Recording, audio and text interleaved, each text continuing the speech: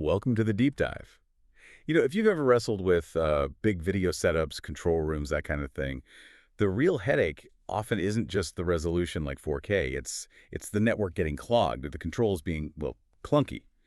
So today we're diving into the WolfPack 4K 30 Hz 4x4 AV over IP system, trying to get a quick handle on how it mixes, high performance video with some really smart user-friendly controls. Exactly. And fundamentally, it's a pretty sophisticated AV over IP matrix switcher. It deals with distance and flexibility. You're pushing 4K 30 Hz HDMI video and audio up to 450 feet, which is quite a ways. Wow, 450 feet. Yeah, and just using a single Seat 6 cable. And since it's a true matrix, well, any input can go to any output, or all of them. Okay, let's unpack the tech a bit, because 4K 30 Hz over standard network gear sounds like it should cause bottlenecks, right? Yeah. You mentioned the bandwidth needed is really low. How do they manage that without making the picture look, compressed or bad? Right, that's the clever part. It really comes down to efficiency through compression, specifically H.265. Think of it like taking a huge high-res photo and, well, squishing it down small, but keeping all the important visual detail. What's really neat here is that even with a full 4K 30 Hz signal, or even something demanding like a quad view output, the whole system keeps the total bandwidth needed down to just 1 gigabit. Just 1 gig. Yeah, just 1G, which means you can often slot it into existing networks. You don't necessarily need that expensive 10G upgrade. Okay, that's efficient. But speed is also key, right? All right. For professional AV, you need quick switching. They talk about fast, seamless HDMI switching. What does that mean in terms of like real-world delay when you switch sources? It's very low. Standard switching, the latency is usually around 80 milliseconds.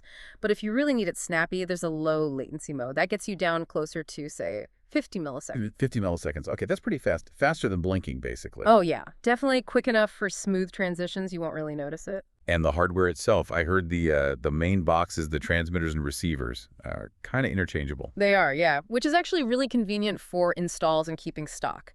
The transmitter, the TX, and the receiver, the RX, they're physically the same box. You just tell it what job to do using the PC software. Ah, okay. And even better, they support PoE, Power over Ethernet.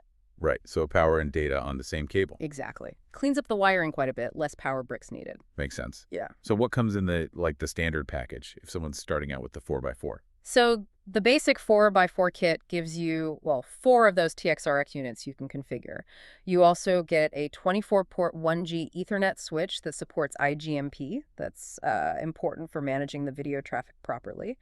And it includes a Wi-Fi access point. Okay, a Wi-Fi access point. Why is that included? Well, that access point is actually the key to what makes this system pretty unique in its control. Yeah. Okay, so efficiency, speed. Seems like they've got that covered. But control can still be a pain point.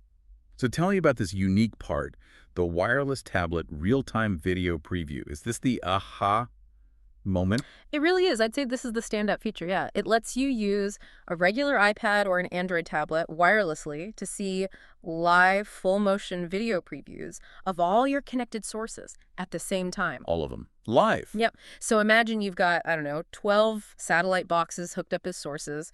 On your tablet screen, you'd see 12 little live video windows all playing simultaneously. It's fantastic for just seeing exactly what's on each channel before you route it anywhere. That sounds incredibly useful, like actually seeing what you're switching. But are there any limitations to that preview, since it's, kind of an advanced feature? Good question. Yeah, the preview itself is visual only, so no audio comes through on the tablet preview. And you can't use the preview screen on the tablet to, change the channel on the satellite box itself. That control still needs, your standard IR or RS-232 commands integrated separately. Okay, understood. Visual confirmation, but not device control from the preview. Yeah. Makes sense. Now, beyond just switching sources, you mentioned it also functions as a video wall processor internally. That's right. It's got that built in, too, so you get a lot of flexibility there. You can use the PC software to set up, say, a 4x4 video wall or maybe a 3x3 grid, and it even handles more advanced stuff like rotating the image 90, 180, 270 degrees. So you're effectively getting 2 key AV pieces of gear in one system. A switcher and a video wall processor. Yeah. And is it scalable? What if you start with a 4x4 but need like way more outputs later? Oh, yeah, definitely scalable. That's the beauty of it being IP-based. You can just cascade Ethernet switches together, link them up so you could easily expand in the future to support, 100 TVs, maybe even more. It provides a pretty clear growth path. Right, just add more switches and receiver units. Exactly. Okay, so summing it up, sounds like we have a system that's uh, scalable, really efficient with bandwidth for 4K 30 hertz, and then adds this very clever, very visual way to control everything using a tablet. That's a good summary. High performance, smart control. But there is one important detail we should touch on, especially if you're thinking about complex audio setups. Oh, what's that? So both the TX and the RX units, they have separate audio output connectors, like a physical 3-pin port, which might make you think you can route audio independently. Like send audio from source A to the display showing source B. Exactly. But you can't actually do that with the system's internal matrixing. The audio function, even with that separate port, it's strictly an audio extract from whatever video source that specific receiver is showing. Okay, so the audio is locked to its video source. Always. Yes, permanently tied together within the matrix.